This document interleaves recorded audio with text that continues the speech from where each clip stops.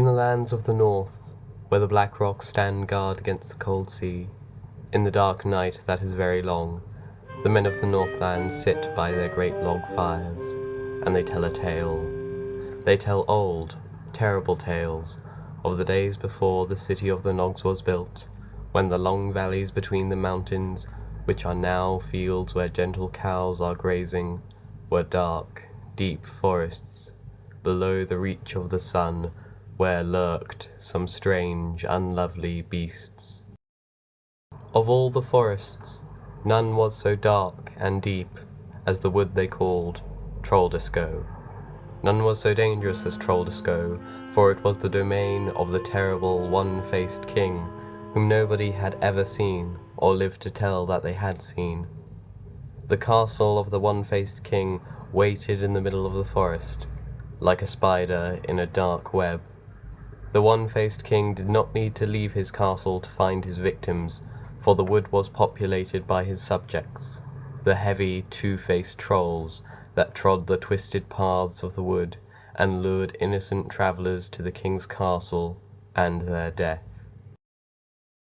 Of all the beasts that lived in the forest, none were stranger or uglier than the two-faced trolls of Trolldisco.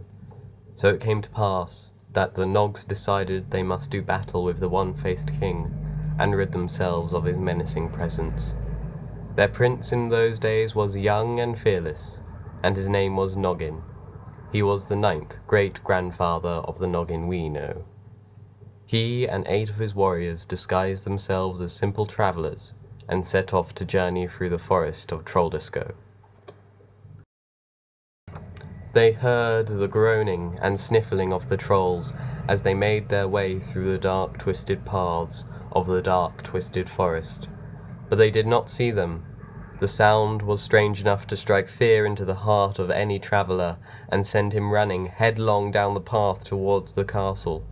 So the Nogs made a great show of fear and ran until they saw the light of the castle before them.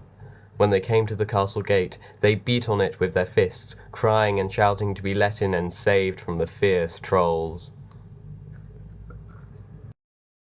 The Nogs' encounter with the one-faced king was short and swift. He had much magic at his command, but he was no match for Noggin, who wore the stone of Nudrug on his ring and wielded a greater magic power than any troll king. They fought as lions and eagles, serpents and dragons, but in the end the Troll King was bound by his own magic and cast into the great dry well in the centre of his castle, where lay the rotting bones of his many victims.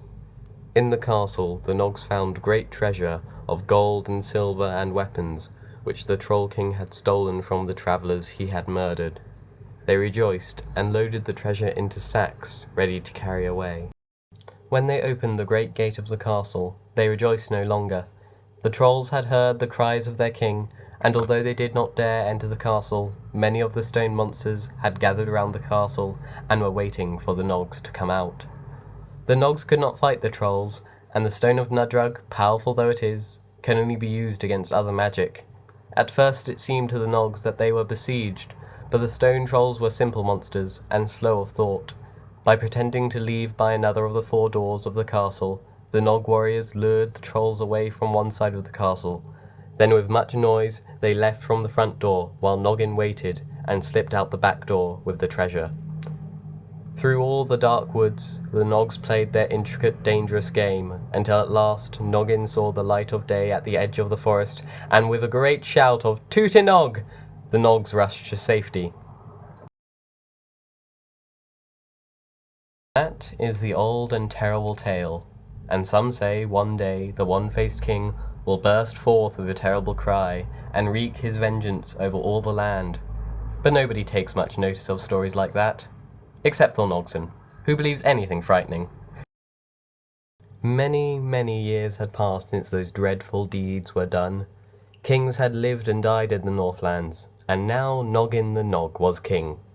The land had changed greatly. The castle was ruined, but still standing.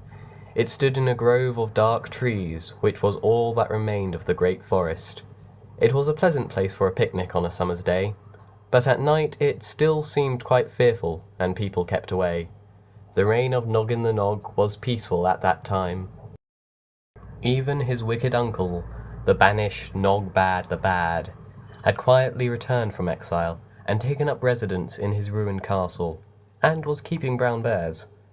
There were no wars or dragons to fight any more, so the Nogs were peaceful farmers and fishermen. In their spare time they told stories and played games. Olaf the Lofty, the court inventor, was very clever at making up games. He thought of a marvellous game, which was based on the old story of the Troll King. It was played on the paved courtyard of the castle, which Olaf had marked out in squares. Noggin himself and 8 of his warriors had to stand on squares, surrounded by local tradesmen, who Olaf had persuaded to play the trolls.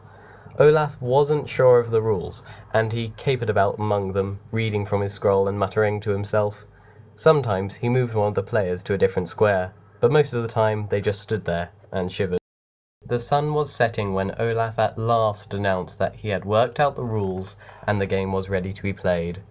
Even as he spoke, there came a clap of thunder, and heavy raindrops began to fall. In spite of Olaf's objections, the players took shelter. By the time the rain had stopped, it was dark. Early in the morning, the Charnogs arrived with buckets and mops to clean the castle. They removed the last traces of Olaf's chalk marks.